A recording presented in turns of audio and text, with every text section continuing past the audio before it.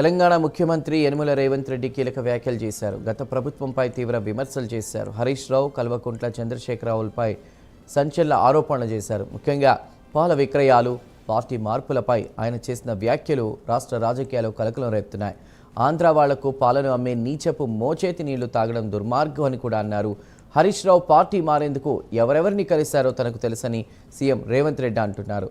ఇక షాబాద్ సంఘటనపై పోలీసు విచారణ కొనసాగుతుందని, దానిపై తాను మాట్లాడనని స్పష్టం చేశారు. భారత రాష్ట్ర సమితి ప్రభుత్వ హయాం కంటే చాలా పథకాలు అమలు చేస్తున్నామని, వారి పథకాలన్నీ కూడా కొనసాగుతున్నాయని చెప్పారు. దళిత బంధు పథకాన్ని వాళ్ళు ఎక్కడ అమలు చేశారో చెప్పాలని సవాల్ విసిరారు. ముగ్గురు ముఖ్యమంత్రులు కలిస్తే తప్పేమిటని, అదంతా ప్రోటోకాల్లో భాగమే అన్నారు.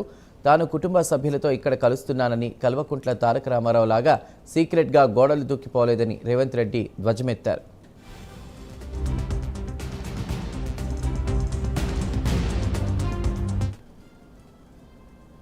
ఆసిఫాబాద్ జిల్లా కేంద్రంలో మంత్రి జూపల్లి కృష్ణారావు ఆధ్వర్యంలో నిర్వహించిన ఒక సమావేశంలో